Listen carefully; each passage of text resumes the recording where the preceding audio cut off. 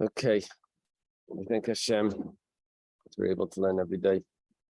In the Schuss of Adam, Hashem, the Beis Hamikdash, and also today the Yartzeit. My father's Yartzeit, Chaim Cheskel, Ben, and Rashi Binyamin. At this time, it's father's Yartzeit. We're going to start the new chapter. It's on Samachay Amud Beis 65b. It goes like this. Yeah, a new book, a new volume in the Quran. Mitzias Isha. Money. This is objects or valuables that a woman finds, a married woman. And also her income, the work of her hands. Labaila, that belongs to the husband. She finds some treasure or something, or whatever income she gets belongs to the husband. Yerushasa, there's different shots how to read this. But if let's say she receives an inheritance, so then who eichel peris bechaya? He eats, the husband is able to have the produce of that inheritance. Let's say it was a property. So he can eat the produce of that while she's alive. What does it mean while she's alive? I guess afterwards he inherits the whole thing, because he inherits his wife. So while he's alive, while she's alive, he just has the produce of the property. His sons don't have the same deal. No, bechayaha, while she's alive. Yeah. Right. The sons don't get to eat her nichse malak, the peiros of the nichse malak. Boishta upagama shala. Let's say she is injured or and came along with an embarrassment.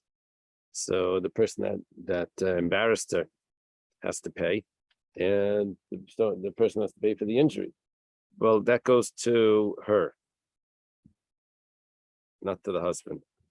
Rabbi Yehuda ben Beseir Reimer, this Manshe Beseir, Rabbi Yehuda ben Beseir says, depends. If it's an injury that's concealed, it's not like on the face or something. So Loshne Chalakim V'Layachad, then she gets 2/3 of that payment, and he gets 1/3.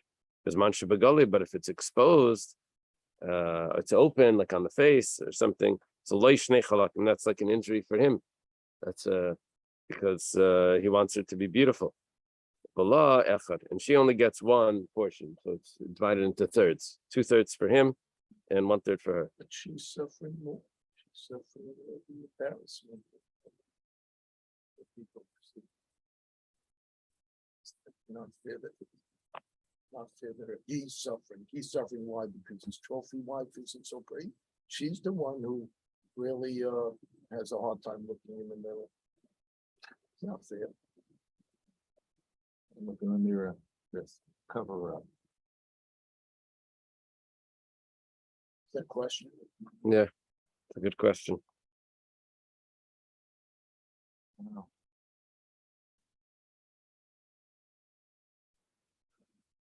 I don't know the answer. Okay. Shala Yinasamiyad. His payment you'd give right away. But Shala Yilakam Karkavu Peiros. And her payment has to be turned into property, and then the husband can eat the produce from the property. Okay. Micah Mashmal and Tanina. What's this whole Mishnah teaching me? We already had every statement of this Mishnah we already had somewhere else. It says, a father can marry off his daughter. He accepts the money of the Kedushin. He accepts the documents. He accepts, I don't know what Bia means. I guess it means he gives her over for Bia. Zakai b'mitziasa. He takes her found objects. Maisiyadeh. And on the income. This is everything the father's getting from his young girl. He can also annul her vows. Makabala he can even, if he married her, he can also receive the gets for her and have her divorced. But he doesn't eat the fruits that she gets from a property that came to her from her mother. her mother, let's say is not the wife of the father, left the daughter a property. The girl eats it and the father gets nothing from it. Nissa, when she gets married, Yisrael of a Baal, the Baal has additional things that he gets more than what the father was getting. That he eats the fruits of the property. Now, what we just saw over here was that anything that she finds, all her income, her property, all of this goes to the husband. I mean, we learned that it goes to the father, and then the produce of the property also goes to the husband, which means basically everything goes to the husband. So what is the Mishnah telling me that we didn't learn before on Daf Mem Vav, where this was quoted from? So it says, we didn't learn before about her embarrassment and her damages that's plucked to the Rabbi Yehuda ben Beseira Rabbanan, that over here we're learning that according to the Rabbanan, it goes to her, and according to Rabbi Yehuda ben Beseira, it depends. 2 parts could go to her, 1 part could go to her. Okay, that's the chiddush of this Mishnah. Tani Tana Kamei de Rava. The Tana taught in front of Rava. Mitzia seisha la'atzma. Wow, different than what we said in our Mishnah. We have a brisa that says she keeps her own objects. If she finds an object, she keeps it. It's Rabbi Akiva Imer Labail. It's Rabbi Akiva that says that it goes to the husband. Our Mishnah would be the opinion of Rabbi Akiva. Tanakama would say that it goes to her. Amar Lei, so Rava says to this student that was teaching this brisa, he says, Hashta, 1 second. Umaha dafa. What happens if she does extra work and she ends up bringing in extra income? The Maisia Dehu, that it's considered the work of her hands, hadafa, which is considered Maisia Dehu, right? Her income. Amar Rabbi Kiva Latzma, Rabbi Kiva says that she keeps it. Mitziyasa lekolshkin, when she finds an object, it's comparable to her working, but it's comparable not just to the regular income, but it's comparable to the extra income that she wasn't expecting, or the extra income beyond what she's obligated to do. So Rabbi Kiva says that she's supposed to keep. So when she finds an object, for sure she should be allowed to keep it. Like Kolshkin, the Tanan was taught in the Mishnah. Let's say she says that she's making forbidden everything that she does. She makes it forbidden onto her husband, all her income. So the rule was, the husband does not even need to annul it because it's automatically not valid. Why? Because it's not hers. She can't make something that's not hers forbidden onto her husband. It belongs to the husband the whole time. So Rabbi Kiva Yafer. Rabbi Kiva says no. He does need to annul it. Why? Maybe she's going to have extra income more than what she was obligated to do. Oh, if that's the case, then that would belong to her. If it belongs to her, she can make it forbidden onto the husband. What we just saw from this is that Rabbi Kiva holds that Maisa Yadea, the Hadafa, the extra income that she gets, belongs to her. If it belongs to her, then an object that she finds should also belong to her. Why did we have a brisa that says Rabbi Kiva says an object that she finds goes to the husband? Rabbi Kiva should say it belongs to her. And the Tanakama maybe would say it belongs to the husband. Well, Ella Epach. Umar says, well, switch it around. I guess this is Rava talking. Metzias Isha Labaila. Tanakama says, if she finds an object, it goes to the husband. Rabbi Kiva says that she keeps it. And this fits with what Rabbi Akiva taught us about when she takes a vow. It's not a vow, it's like she makes something forbidden onto the husband. If she makes the work of her hands forbidden onto the husband, Rabbi Akiva says that it's actually a valid neder or a kainam because it belongs to her. And so too, the besides the work of her hands belongs to her, also the object belongs to her that she finds. Umar says, 1 second. Ravin was a traveler, and he brings statements in the name of Rabbi Yechanan from Eretz Yisrael. So Ravin comes and he says over in the name of Rabbi Yechanan, if there's extra income that comes easily, I don't know what that means, but I guess it means she knows how to do work. She's a very capable woman. It's not a big deal for her to make extra income. So that belongs to the husband. Ki pligi, where's the machlekes? Who gets the extra income? That's when she has to do this extra work. She has to put in overtime to be able to make that extra money. If that's the case, then Tanakama Savar Labayla of Rabbi Kiva Savar Latzma. The Tanakama holds that it goes to the husband, and Rabbi Kiva says that it goes to himself. Now, our problem now is that when she finds an object, we're assuming that that's considered Shaloi al Yedei Adchak.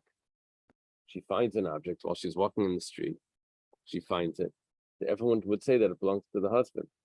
If that's it, so why did we need to come on to an answer? What was it? We had a problem that according to Rabbi Akiva, if the extra income belongs to the husband, then for sure the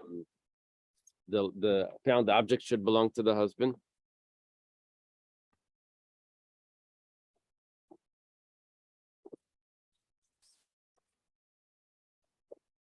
The opposite. We had a problem. The opposite. We said like this. If the extra income we said belongs to her, that's Rabbi Kiva's view originally. That's what we thought. If it belongs to her, so then for sure the found object for sure should belong to her and it shouldn't belong to the husband. That was a question. So we said to resolve that issue, we had to switch the opinion of Rabbi Kiva around and say that the extra work belongs to the husband. We had to switch the whole opinion out. No, we didn't switch the extra work. We switched the found object around. And we said that the found object belongs to her. If her extra work belongs to her, then the found object belongs to her. That's how we said it. The problem is that everyone agrees that extra work actually belongs to the husband if it comes easy for her. Now, if that's the case, then we really don't need to switch the brisa around to tell me that the found object belongs to her instead of the husband. A found object comes easy. Maybe. So it should belong to the husband. We don't have to switch the brisa around. Rav Papa answers, no. That when she finds a lost object, that's actually considered extra work that comes through exertion. Because you have to go look for them. Take those metal detectors.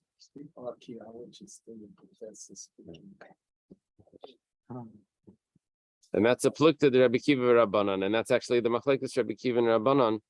Now, if it's mitziasas latzma or not, depending on if it's al yedei adchak, because it's considered al yedei adchak, according to the way we switched it around. We say that it's Rabbi Akiva holds that it's al yedei adchak through exertion. That's how she finds the lost object. Rav Papa.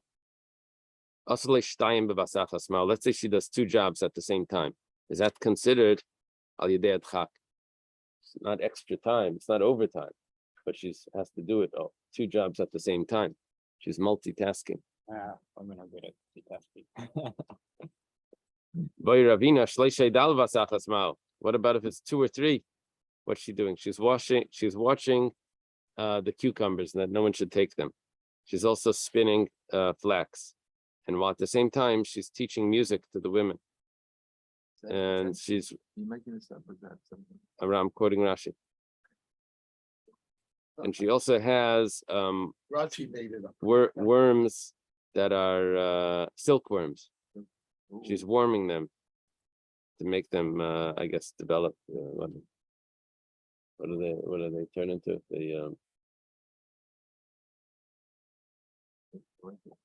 Okay. So she's doing all these jobs at the same time. Is that considered exertion that she should be able to keep it?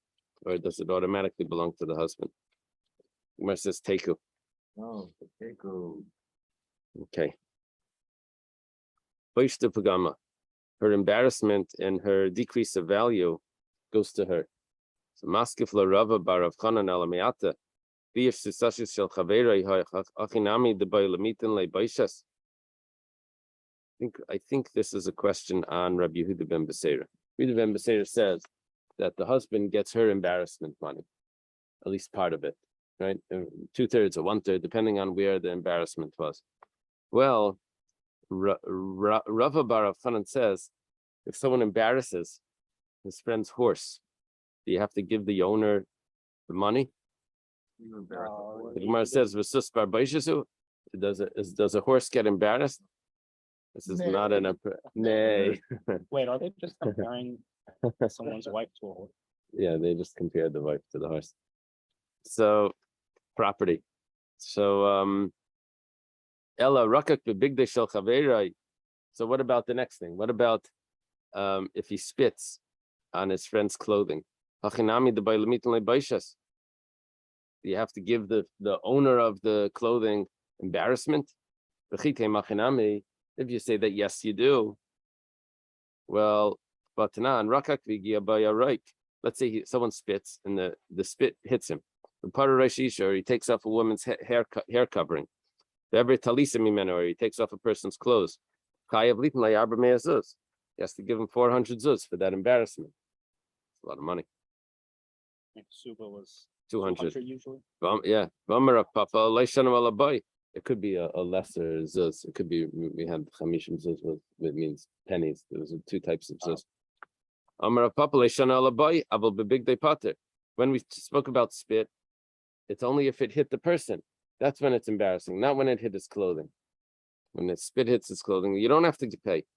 So we're saying now that embarrassment to property doesn't affect the owner of the property. So why should we have to pay the husband for the embarrassment of his wife?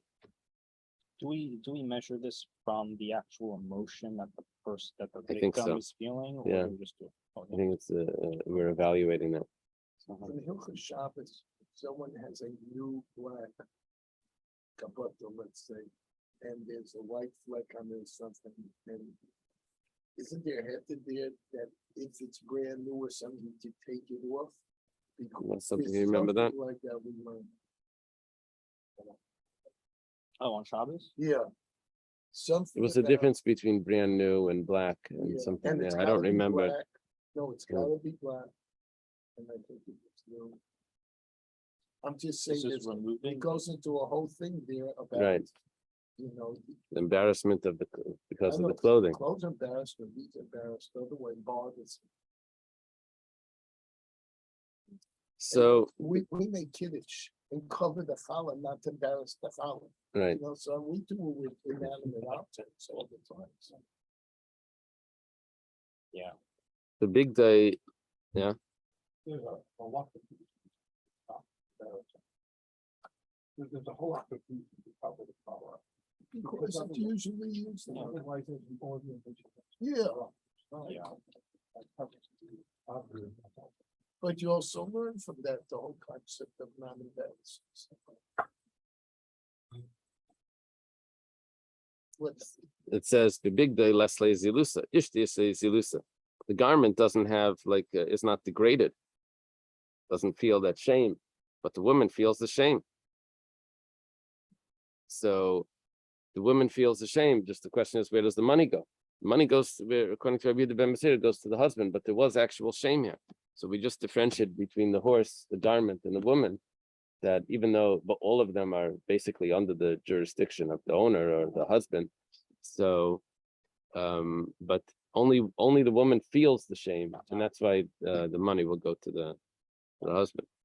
And that's not why. That's why there's a payment of embarrassment, and who gets it? That's we said was the husband. Normally, Ravina Ravashi. Ravina says to Ravashi, 1 second. Elamayata, be a shani ben Tayvim. Let's say you embarrass a poor person that comes from a family of wealthy people. The islu zilusa lakula b'nei mishpacha. When you embarrassed him, the whole family gets embarrassed. Because he belongs to this family. Do you have to go pay all the members of the family?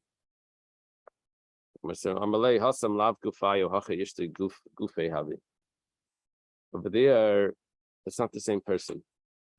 But over here, the wife is considered the same person as the husband. Yeah. Remember that story with the rabbi that went to the doctor with his wife? They said, our foot is hurting. No, I don't know. What it was. Rabbi Levine or something, Rabbi Eliyahu. What was his name? The tzaddik in Yerushalayim. Eliyahu Levine. Aryeh Levine. Aryeh Levine. Yeah. Okay. Okay. We have a new Mishnah. Hapaisik ma'is l'chasnei. Someone agrees to a certain amount of money to give his daughter in the dowry. Umeis chasnei. But then the chassan dies. The son-in-law dies. Well, they're probably betrothed already. So he didn't give the money yet, but that was the agreement. Now they would need to do yibam. So Amr Chachamim Yachal Hushiyamar, when they do the yibam, the sages said that the father of the kala can say to the new to the brother that's marrying his daughter, it was your brother that I wanted to give the money to, not to you. Wow. Then you can get out of that agreement. He hasn't given them. He hasn't given the money yet. This is the father of the college. Yeah. But it's not part of it. All right. Pascal lahachnes loi elef dinar. Let's say the kala is going to agrees to bring in 1,000 dinar. So who paisik kenegdan chamishes shimana? Now,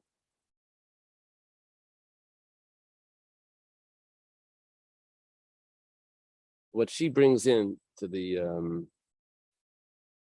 marriage, he accepts on himself in the ksuba to take responsibility for and to give it back afterwards. What happens here is that because she's bringing in ready cash, which will immediately turn into profit. So he has to add a third. It's really the way they do a third here. They do a half. He has to add a third, but the way they measure it is by half. He takes a half and he throws it on top. So if it was 1,000, he takes 500, and now he writes in the ksuba that he's taking responsibility to give her 1,500. This sounds like ribbis. Has to write in his tax. Doesn't it sound like ribbis? He has to write in his taxes that he made a profit of. It's not a loan. That's why it won't be ribbis. But he is giving back more than what he's taking. Okay. Keneged Ashum. What we're saying is that that when you look at that money, the way you write it into the document is not the exact amount. You write more than what you got. Now, Keneged Ashum. Let's say she's bringing into the marriage something that got evaluated, something of value. I don't know, a ring, a leichter, or something precious.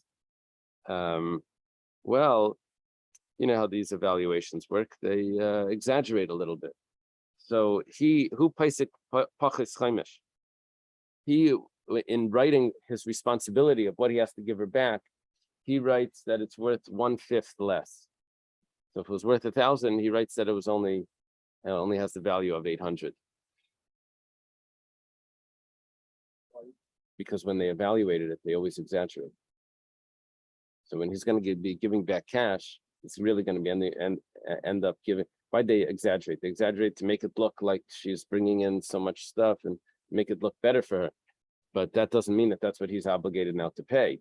So on an evaluation, they take it down to what he's taking responsibility for. It's really 1/5 less. Shumbimana v'shavimana. Let's say they actually evaluated for the real price. Ein la yalamana. So he has to actually write a mana. So it's not like this is the rule, but this was just to you sort of like have to outsmart the what just happened. the evaluation. So that's why you would do it. But if it wasn't like that, then you would write actually just a mana. Shumba mana, let's say they evaluate something at a mana. So he nesenes shleishim ve'echad b'sela shleishim ve'echad sela v'dinar.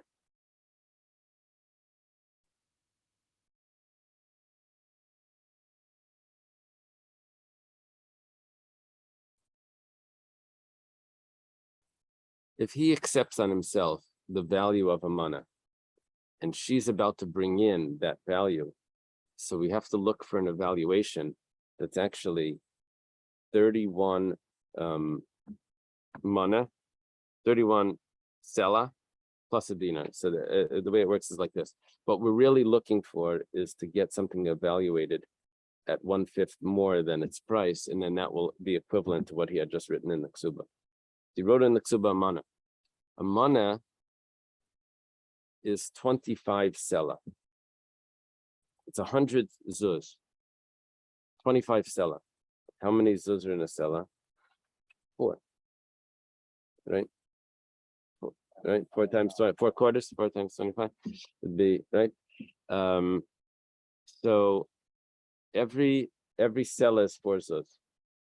What we really need is 125 zuz of an evaluation to be brought into this marriage to be equivalent to the 100 that he just agreed to. Why would 125? Because since they always exaggerated an extra 5th, so he's going to take responsibility for a mana, so it needs to be 125.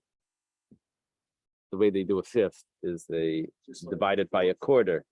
They divide it by a quarter and then they throw it on top, and now it's a 5th. Okay. So how does this work out to 31? The way it works out is like this: that 25 would be 100. So an extra 6 would be 24. 6 times 4 would be 24 zuz, which makes 31. Plus a dinar is 125. Right? You with me? Okay. Good. If he writes in the ksuba that he's accepting on himself the value of 400, so she has to give the value of 500. Okay, we understood that. Mashachasan paisik, who paisik pachis claimus.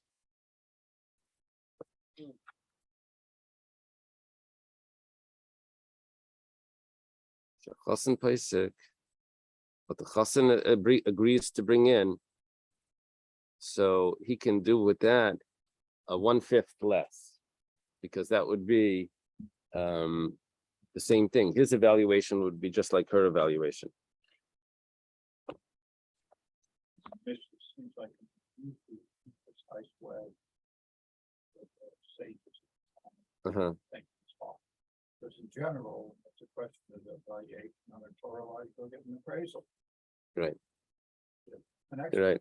The only thing is that when it comes to a marriage, if it's evaluated outside of the marriage, then you're right. Then you get an appraisal, and then but when it gets evaluated at the wedding itself or something amongst the guests, and those things, it's always going to be higher. Assume it's 20% higher. Yeah. So your father adjusts what he's going to give accordingly. Right. It's a game. Right.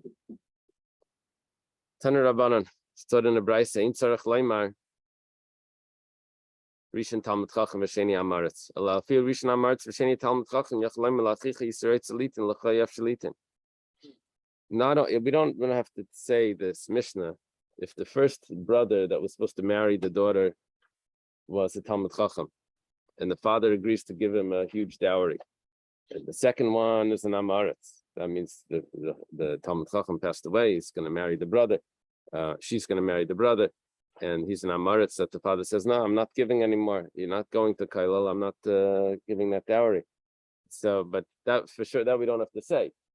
But even if it's exactly the opposite, even if he was going to give to the Amaretz, and now that the Amaretz died, and the brother's the Talmud Chacham, he can still say, "I'm not giving you." To him, I wanted to give. He's going to spend the money differently. Going to invest it. I don't know. Okay. Pascal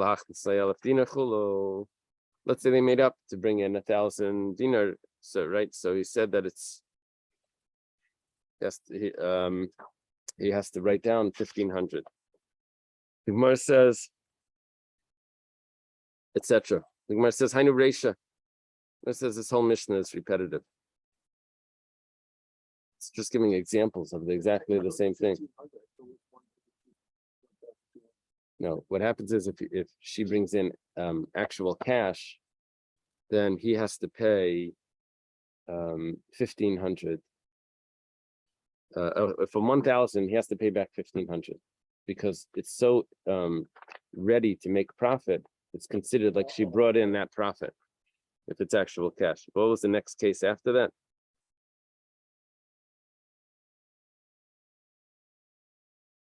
Actually, that's not really what we're talking about. We're talking about all the evaluations here. So the Gemara says, Hainu Reisha. The Gemara says, in all the different cases, that you always evaluate 1/5 less. It says, Tanashum Maraba, Tanashum Mazuta. We taught about something that's worth a mana. You go down 1/5. You go up 1/5, depending on, and 400 is really 500, right? 500 is really 400. So it says we spoke about a large evaluation and a Ktani Shuma Zuta, Ktani Shuma Didei, Ktani Shuma Dida. Now we just went through each of these different possible, the large evaluation, the smaller one, each one we could have thought would have been maybe closer to being accurate or not closer. So that's why, and then for him, and then we thought about for her. We evaluate her property or his property that he's bringing in. Okay, we have a new Mishnah. Paskalach is like Ksafim. Pascha, she agrees. Or how do you translate Pascha? More than just agrees, it's a pledged. She pledged. She pledged to bring in money. So Silla, her coin, her sela, Nasashisha dinarim, is now 6 dinarim. Now, usually a dinar, 4 dinarim is a sela. Over here, we're saying that because it's money, so he has to add 1/2 more, which is, they call it a third more to the this, because seller and a zuz? no, it's the opposite. Oh. There's a dinar and a zuz is the same. So there's 4 zuz or 4 dinar in the sela. Yeah.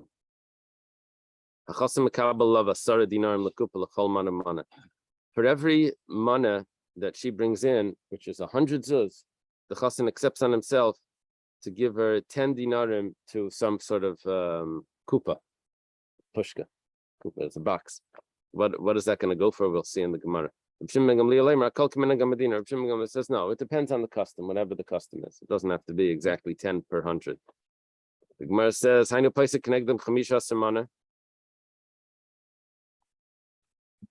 what you just said here is that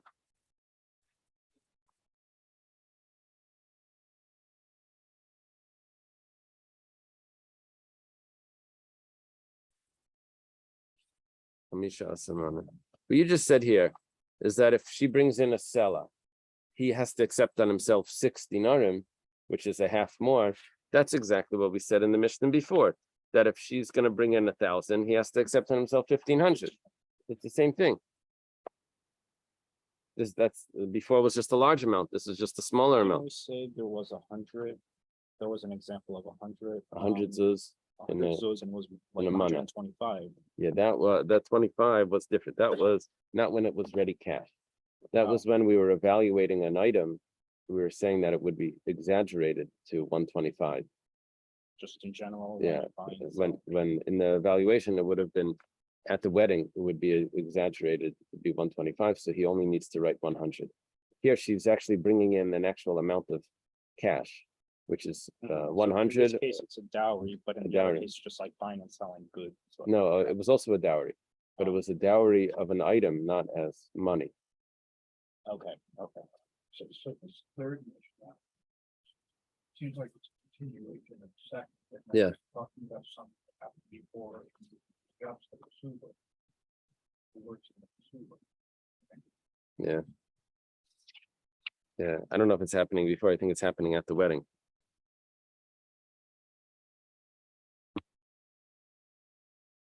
At the wedding, she's showing up with a seller. They're not really, they're not married yet. They're not married, but she's pledging this. He's not asking for the first one. It's got something that happens. Oh, when they're married, yeah, you're right. Not covered in the super. Right, Deal with it. right. Here it's in the ksuba. Clearly, it's the ksuba. Yeah. Okay. So the Gemara says, "Hainu place connect the mission is the same thing. It's just a different amount of money, but it's the same story." Gemara says, "Taneska rabba v'taneska zuta." We're talking about a big business and a small business. The tzricha, and it's necessary to tell me that both of them, the profit's going to be a half of the cash, a third of the cash, right? Goes like this. The itaneska rabba, if we would just say the large amount of money that she's bringing into the marriage, the nafesh revicha. Over there's going to be a lot of profit. Avaliska zuta, the zuta revicha. But when there's small amount of money, you make less profit. So Malay, we would say different. So tzricha, we have to say that no, it doesn't matter how much money, the profit is going to be 1/3 more or 1/2 more than the principal money. V'yashminiska zuta. If we just bring a small amount of talk about a small amount of money, the zuta is a unit. The expenses are going to be less. Avaliska rabba, the nafish ziyuna Malay. If it's going to be a big business, then there's going to be more expenses. So then, tzricha, we have to say that nevertheless, it comes out the profit would be the same. Yeah.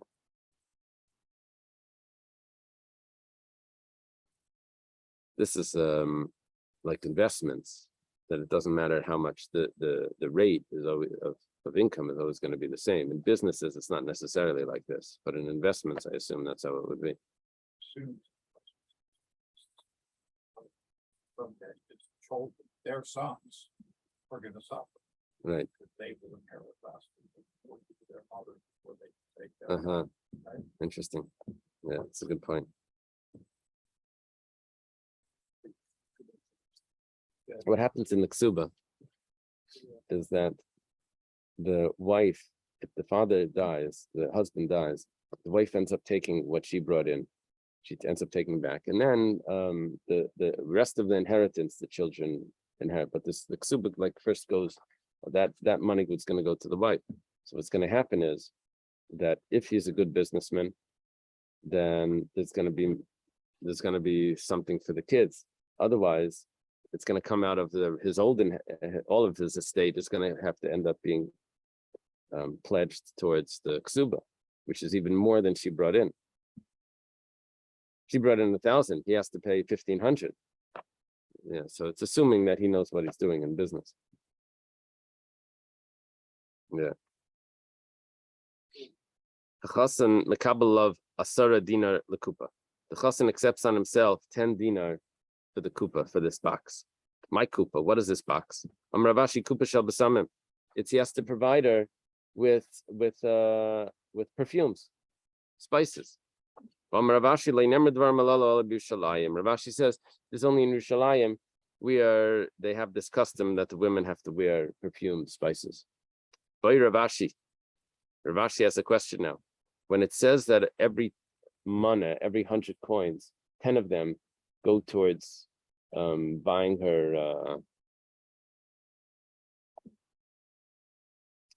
her perfume, is that b'mana hanishim or b'mana miskabel? Is that in the evaluated amount or is that in the actual amount? Remember, we said there's 2 amounts here. If you say that it's the actual amount,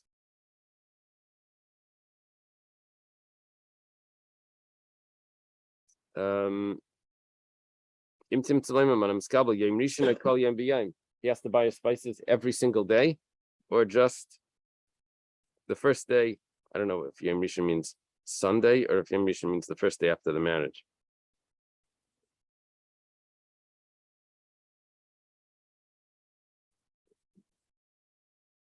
Before the first week of marriage. What does it mean? Yom Rishon. Or if you give it only on the first month or each month? No, before all of that. What's the very first question? If you say when Mr. speaks up. Yeah. 159 that is accepted. Yeah. Is the intent that he gives a one-time sum only on the first day or on each day? Okay, but I don't know what the first day means. First day means Sunday or first day of, I guess it means the first day of the marriage. I call Yom, or is it that she has to get every day? Call Yom, then Shabbos Rishona, I call Shabbos for Shabbos. Doesn't mean every single day, or it doesn't mean just the first week every single day. It doesn't mean every week every single day. Call Shabbos for Shabbos. If you say that it's every week, then Chodesh Rishon, I call Chodesh for Chodesh. Is it just every week of the first month, or is it every week of every month? Call Chodesh for Chodesh, Shana Rishona, call Shana Rishona. Or is it just the first year, or is it every year? Teku. Yeah.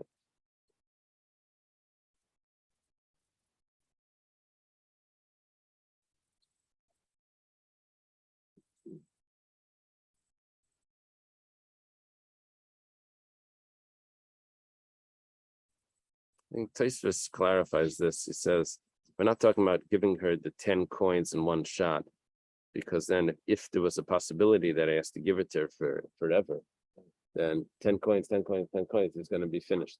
So what it means is that he designates 10 coins and then he divides it up for how much she needs per day, depending on, does she get it every day? Does she get it every week? What's going on? Amrav Yehuda, Amarav. Rav Yehuda says in the name of Rav, Maisa Bebite Shal Nachman ben Gurion. Remember Nachman ben Gurion? He was one of the wealthy men, right? I'm sorry? Oh, didn't we have him like a few days ago? This is where the rabbis didn't want to say Amen because she was a Shemeres Yavam. Yeah, the two. She was a she got wine every year of Shabbos, sasayim of wine to use in cooking. Okay, anyway, what happens now is, yeah, that was the nothing. So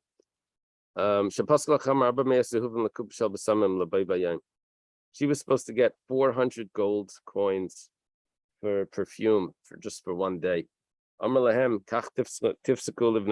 should be able to do that for your daughters. And they responded, Amen. See, that wasn't when she was claiming the wine after she was a Shemeres Yavam. This is when she was just getting married. So they responded, Amen. You have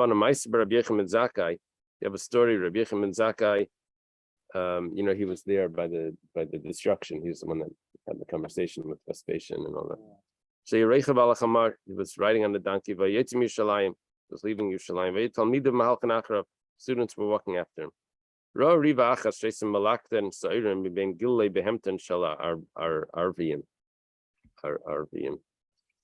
He sees a girl that's collecting barley between the manure of the animals of the Arabs. When she sees him, Nisatfa Basara, because she covers herself in her hair. It sounds like she's not dressed. So and she stands in front of him. Amalei Rebbe Parnaseni, she says, Rebbe, give me support, sustenance. I guess she doesn't even have clothing. Amalei Biti Miat, he says, who are you? Amalei Bas Nachman ben Gurion, I'm the daughter of this wealthy man. Amalei Biti, Mamin Shalavichan Hechan Halach, where did your father's money go? Amalei Rebbe, like Kedain, Matlin, Matla B'Yerushalayim. Is this not how they give Mashalim? The tough turns into a shin. Mashal, Matla and Mas.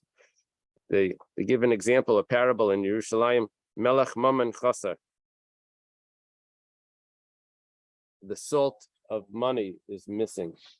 I guess the money wasn't salted. It means it wasn't preserved. Barmila Chesed. Or maybe what it means is Chasar. No. The salt of money is to make it missing by giving tzedakah. And some say the way to salt money is to do chesed. It's either chasar or chesed, but it means the same point. That it means how do you preserve your money? You give tzedakah. So he says, what about your father-in-law? What happened to his money? Amalei bazevi, but it says they lost each other. They got mixed together and they were both lost. Is this the part in like the Gemara that we read like in Tanya about tzedakah and that how giving tzedakah is actually permanent? It's like, you know. Yeah, I'm not sure if Fairly this fine. Gemara is quoted, but the similar type Gemara. Amrallah, she said to him, Rebbe Zechorata, Keshechasamta al Ksubasi, do you remember what you signed on my ksuba? He was at the wedding, I guess.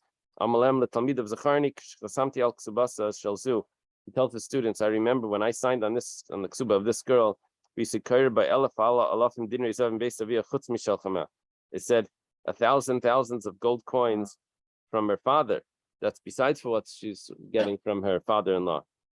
Bachar Rabbi Yechon ben Zakkai started to cry. V'amar, he said, Ashreichem Yisrael, lucky are the Jewish people, Bisman Shreisem Ritzeni Shel Makam, when they're fulfilling the will of Hashem, in Kol Umma V'Lashon Sheletzesvem, then no nation can have control over them. Bisman Sheinesem Ritzeni Shel Makam, when they don't fulfill the will of Hashem, Meisrim Biadu Mashvela, they get handed over to a low nation. Not only a low nation, but they even get handed over to the animals of a low nation. Yeah, apparently these Arabs are being called a low nation. They're Bedouins. There were no Arabs then. How did her father come to lose all his money? He didn't give tzedakah. That's it. Gemara says he did not. The Gemara says when Nakdimin ben Gorion layavet tzedakah. Nakdimin ben Gorion didn't do tzedakah. But Tani, we have a brisa. Amar alav Nakdimin ben Gorion k'shayotzi mi beis medrash. When Nakdimin ben Gorion would go from his house to the beis medrash, claim mela sayamatzian tachtav, they would spread out silk cloths under his feet so he could walk. And the Ba'anim of Kaplanais and Me'achrav, and the poor people would come and fold them up. And they would have silk that the poor, he was giving them, he wouldn't reuse them. Just give them to the poor. That sounds like tzedakah. Yeah. Iba Yasema, some say that L'chvayda Iba Yasema. If you want, you could say that L'chvayda Hudavad, that he was doing it for his own honor. And that wasn't really considered tzedakah. I guess the kavanah over here makes a difference. That's a little surprising. Usually by tzedakah, we say kavanah doesn't make a difference. Some say that he didn't do as much as he could have done. Okay.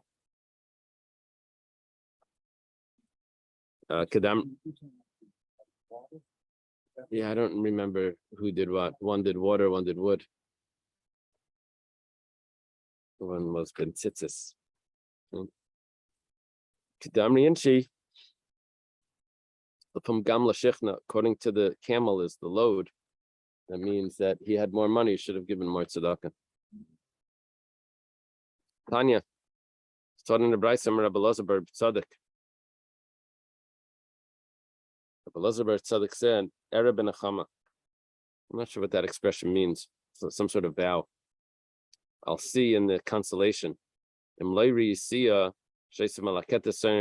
I didn't see her, is like a vow that he saw her melaketa that she was collecting barley between talfis susim ba'ako, between the hoofs of the horses in Akko.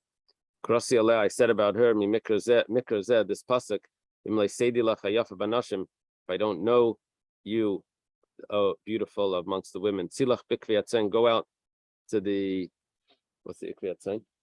How do they say that? Steps of the flock. Footsteps of the flock. And shepherd your goats, kid goats. I'll take don't say your kid goats, but your own body. She was going out to collect food for herself. Amar Rav Shaman bar Abba, Amar Rabbi Yochanan. Rav Shaman bar Abba says the name of Rabbi Yochanan. Zav. Okay, now we're going to talk about gold. What's going on with gold? Shaman I say Vareu Keshavya. Now, when you brought in money to the wedding, if she brought in money, so then it was evaluated at a third more than what was brought in. There was the money, 1,000 coins. He had to give back 1,500 because it was immediately turned into a profit. What about gold? So he says you don't do that by gold. You just write down the exact amount. Now there was one other point. If you evaluated possessions, items, so then that was evaluated at 1/5 more. And so what you would write in the ksuba was 1/5 less.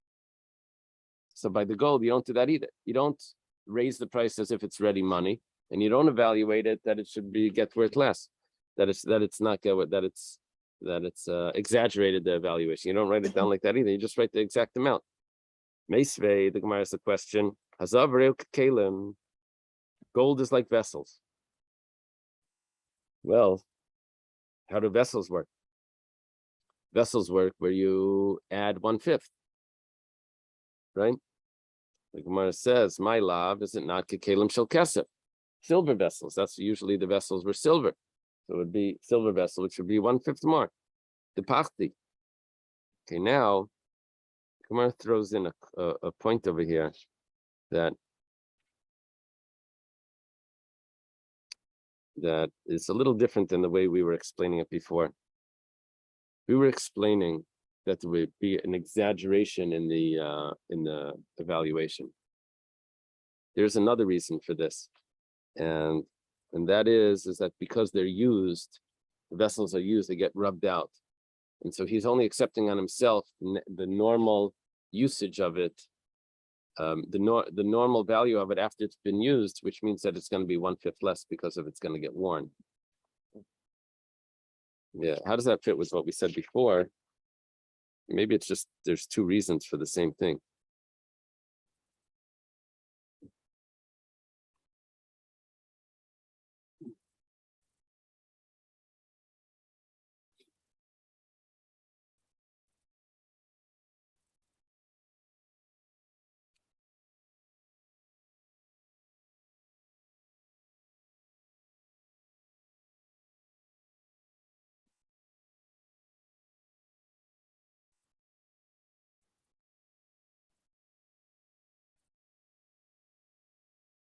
Yeah, it has to do with like this.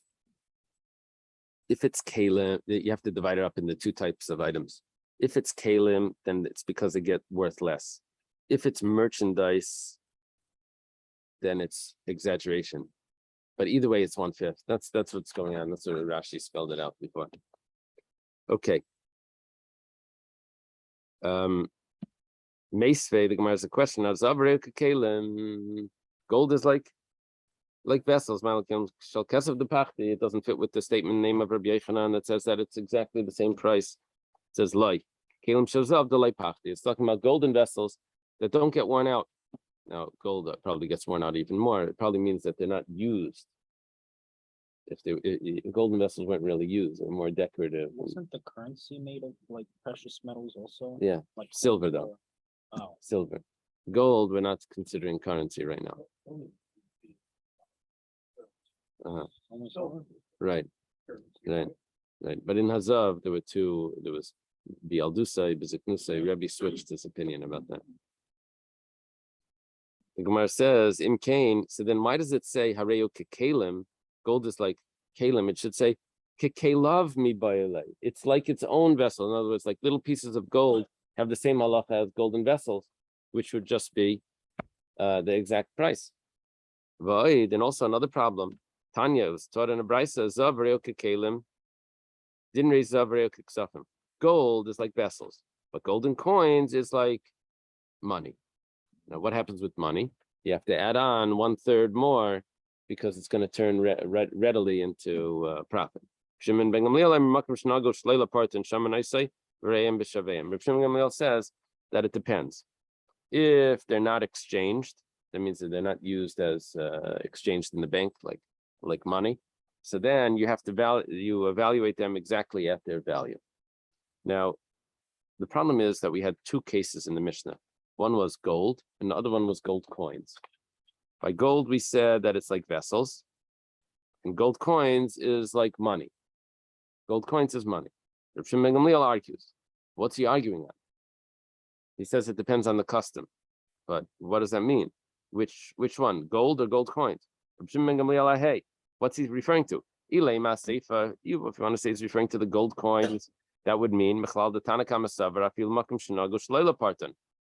That means when the Tanakama says that gold coins are considered money, which means you have to add a third, he must be talking about, he's arguing, the Tanakama is arguing on Reb Shimon ben Gamliel.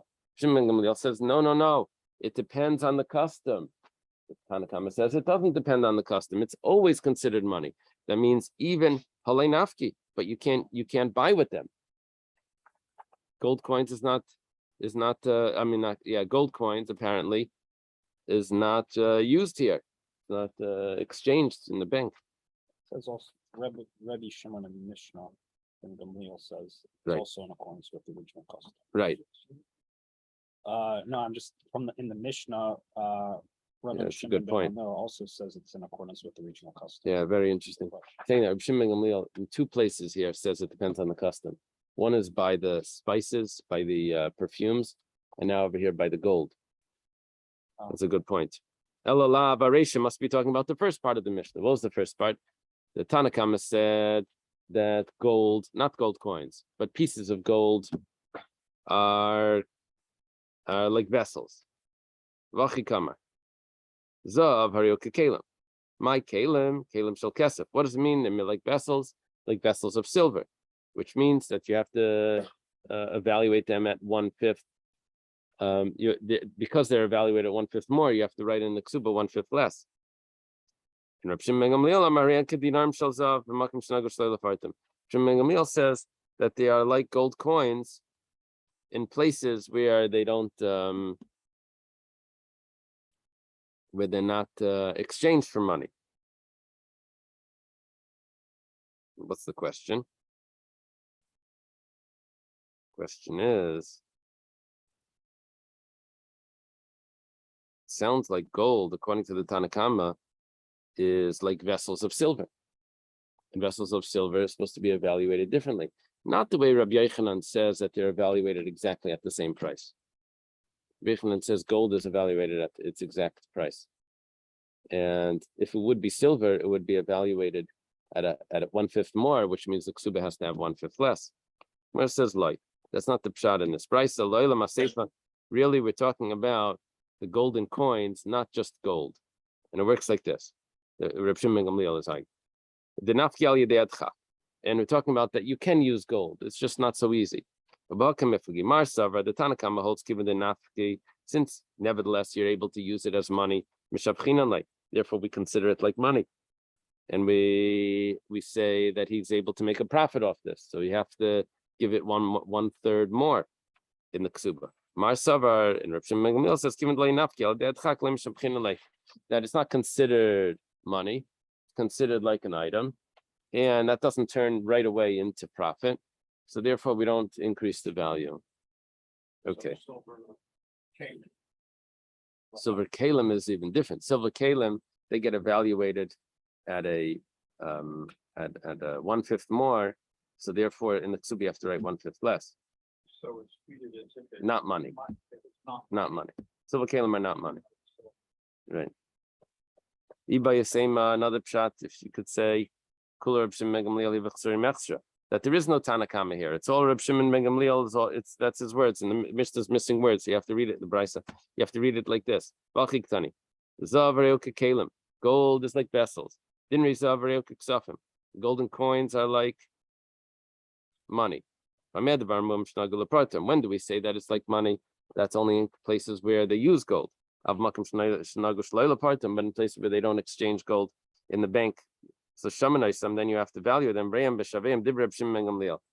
you evaluate them for the actual value. That's what Reb Shimon ben Gamliel says. Reb Shimon ben Gamliel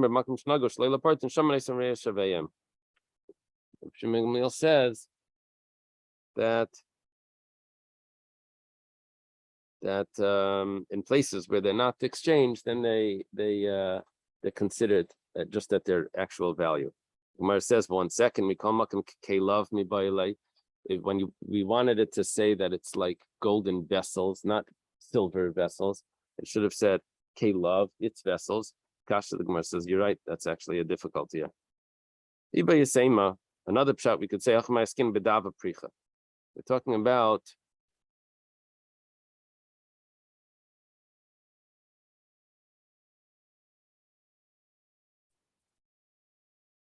how do they translate the hava pricha?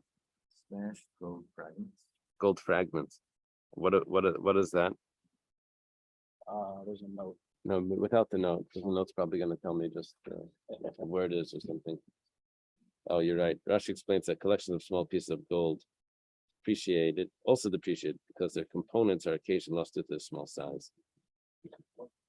The components are lost due to their small size. It's like gold dust.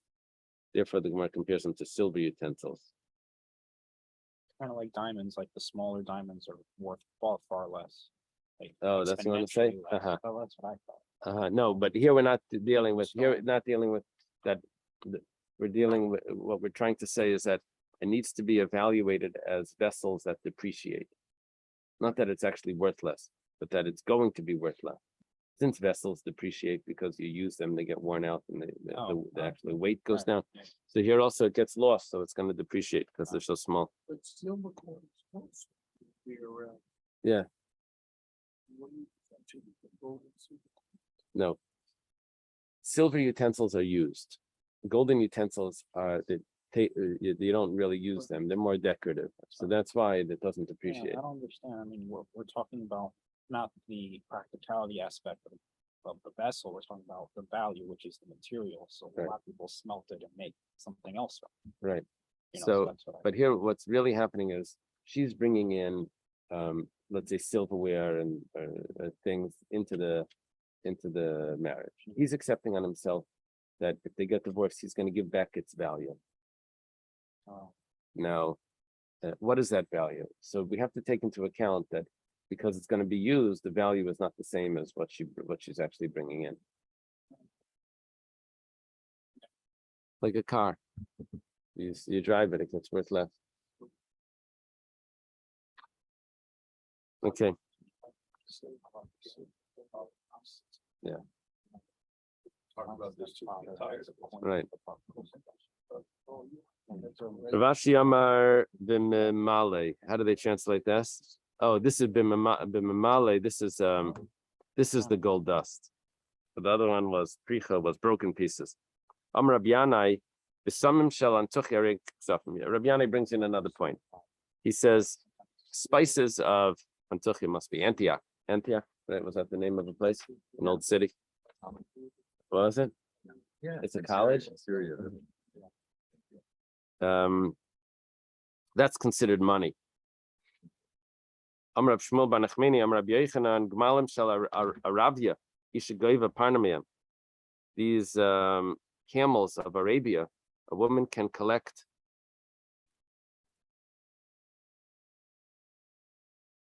Why does the woman collect? I would think the man collects.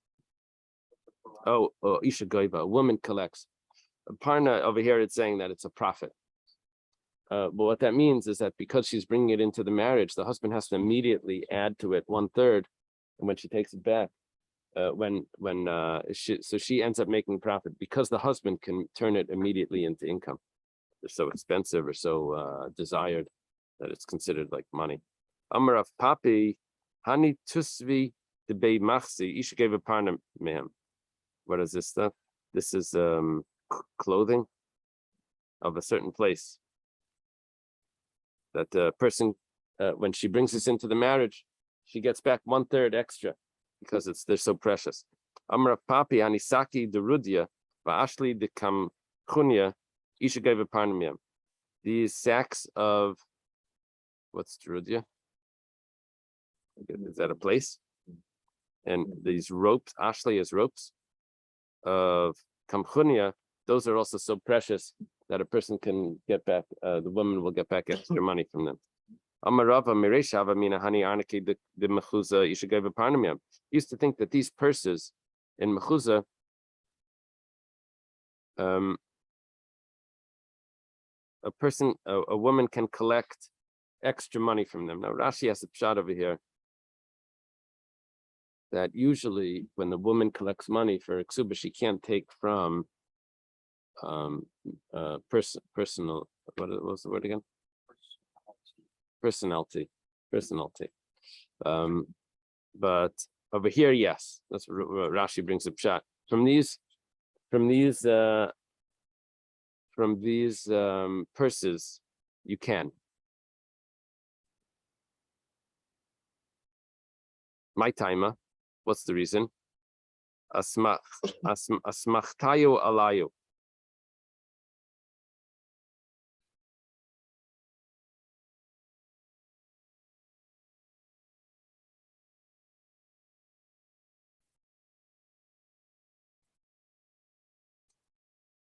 I think what it's saying is that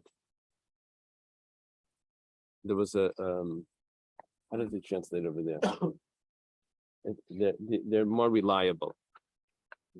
It says they rely on them and they serve the commercial function served by real estate in other places. According to Rashi, there were purses used to hold cash, though there was active commerce in Machusa. The economy relied primarily upon real estate, not upon specific movable goods, for the guarantee of loans. By contrast, okay, that's Meiri has another shot. That's in Makusa, In Machusa, yeah. Machusa is the city that Rava lived in. So realty. then cash. So, but apparently he wants to rely on these purses, that this is also substantial, that the woman can collect from it. But given the chazay, the shaklu v'nafki, chimashkachi, ara zavnibu, amina asmachtayu arahu. When I saw that when they would find land, they would get rid of them. They would immediately exchange it for land. So I see that land is the main thing and not these purses. Okay. The Mishnah now says, Hamasias Pitistam, someone marries his daughter off, right? So how much of the dowry does he have to give? How much of a dowry does he have to give? Can never be less than 50 gold coins. Pasak lachnisa ruma. If he says he's just sending her in without any clothing. The husband can't say, I'll get her dressed. When she moves in with me, that means at the wedding, that's when I'll clothe her. Rather, because of the betrothal, he should already clothe her while she's still in her father's house. If someone that's marrying off a orphan, he should contribute 50 coins. We're talking about the Gabbai Tzedakah should allocate 50, so no less than 50 coins. If they have more money in the tzedakah box, they should give her more according to her honor. Amar Abaya says chamishim zuz pshiti. When we say chamishim zuz, we don't really mean the regular zuz that we always talk about. It's a different sort of zuz. It's talking about just like the penny type zuz. Mimai, how do you know this? Because it says that if there's more money, then you give her according to her honor. My kiss. What does the kiss mean? What does it mean? The wallet? It means amarachva anaki shel tzedakah, the purse of tzedakah. If we're talking about that she already has 50 gold coins, not 50 gold, 50 zusim of the regular coins, probably silver. Zuzim mamish if there isn't, how much can you give her more than that? She's already a wealthy person. Means that she was getting originally just 50 coins of the simple coins. If a orphan boy and an orphan girl are coming to get tzedakah, who do you give to first? You give to the orphan girl, and then you give to the orphan boy. Because a boy, it's easier for him to walk around and to beg by the doors, and for a girl, it's not as comfortable for her to do that. An orphan is a minor, or is that what I think it means a minor. I think it means a minor, yeah. Let's say an orphan boy, an orphan girl coming to get married. First you marry off the orphan girl, then you marry off the orphan boy, because it's more embarrassing for a woman than for a man. I'm not sure what that means. Does it mean to collect? I mean to collect, it doesn't mean it doesn't mean not to get married, to wait for the wedding. What does it say over there? What does it mean, the embarrassment?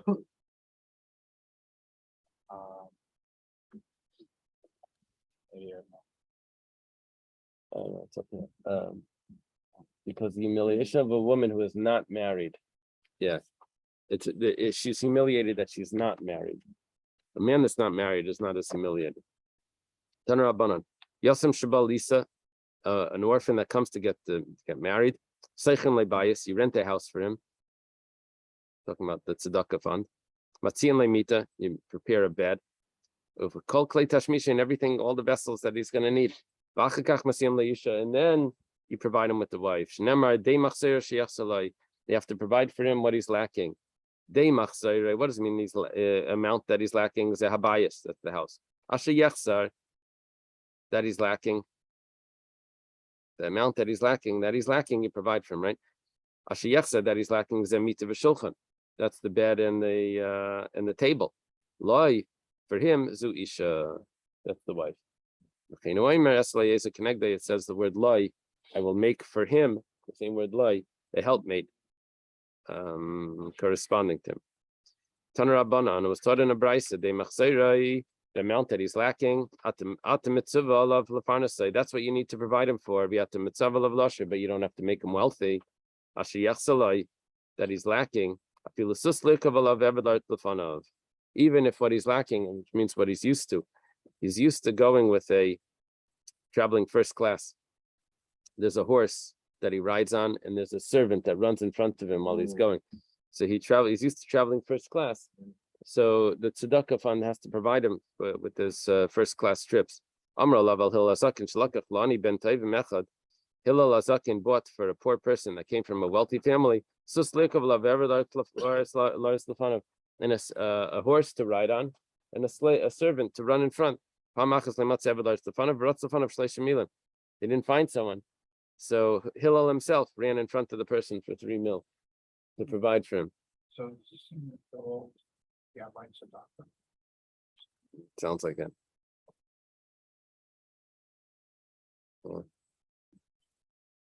Taner Rabbanan, Ma'aseh Banshi Gal Elyon, story of the Upper Galilee, people from the Upper Galilee. Shlach Halani ben Tev Mechad Mitzipayri. There was a poor person from Tzipayri, came from a wealthy family in Tzipayri. Litra basar, Makol yaim. A litra, probably from the word liter, an amount, a measurement. Did they tell you how much that is? Of meat every day. The Gemara says, litra basar my rabusa, what's the big deal? A litra of meat every day. Amravuna litra basar mishaleifas. No, this was from fowl, from bird meat. It was very expensive. Another pshat could be that they actually you needed the value of a litra of coins to buy a litra of meat. It was an exchange, coins for meat. They say cost its weight in gold. That was this. The meat was so expensive, so that's what they bought for him. Ravashi Amar Hasam Kfar Katan Haya. Over there, Ravashi says it was a small village. B'chol Yaima Habi Mafsedi Chayusa Amatolse. When they would shecht it, there wasn't enough people to eat it, so they were just giving him meat. The rest would go to waste. That's what it means over here, that they would give him a litra of basar. Okay. Someone came to Reb Nechemia. Amalei Mata Sayed. He's asking for money. He says, "What are you used to eating?" Amalei bebasar shamein v'yayin yashan. Says, "I eat fatty meats and old wine." He says, "Do you want to come join me? Like I'm eating lentils." So he ate lentils with him and he died. Amar, woe to that fellow that Nechemia killed him. he's not. He wasn't used to eating. He wasn't used to eating lentils. He was used to eating meat. So the Gemara says, "Adarabba, why are you saying woe to the person?" It should have said woe to Nechemia. that he killed him by feeding him lentils. Amar Ella Iuhu Deloy Ibayle Lefnuki Nafshe Kulihai. Really, what it means is that he shouldn't have made himself so finicky that he can only eat this specific thing. He should have made himself accustomed to living off other things also. This is Rabbi Nehemiah, I guess the one that argues with Rabbi Yehuda. It's a student. No. This is Rabbi Nehemiah. That's probably a student of Rabbi Akiva, or at least in the time of the students of Rabbi Akiva. Someone came in front of Rabbi Amalei Mata Sayed. What are you used to eating? Amalei Batanagolis Petuma, a fattened chicken, Biyayin Yashin, and old meat. Amalei V'leichashta Bilducha de Tzibura. He says, aren't you worried about being a drain on the community? If that's going to be your diet. Amalei Yatimidituka Chilna. He says, I'm eating from the community. I'm eating from the Eberste. The Tanina was taught. The Tanina, usually that's used for a brisa, not for a pasuk. The eyes of all of them, Yisaberu, comes from the word Yeshever, food, provides food. Yeshever. And you give them their food. Be'itam loinamar, not in their time, ela be'itai, in his time. Each person gets the food in their time, not in his own time. I guess it means exactly what he needs. Adahachi, while they're talking, Rava's sister shows up. He didn't see her in 13 years. She brings for him Tanagolis Betuma V'yayin Yashin. She brings for him a stuffed chicken, a fattened chicken, not stuffed. Stuffed sound like it's stuffed with stuff. Fattened chicken and old wine. Amalei Maidakama, look at what just happened. Amalei Nanesi Nanesila. Nanesi, I answered you.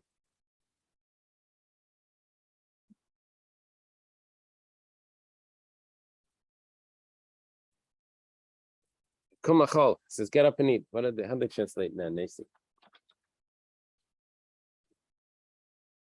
I have responded to you. Get up and eat. I guess it means that okay, that Rav is going to provide for him exactly what he needs. Okay, let's leave it over here. I don't know about it. Thank you. So this is.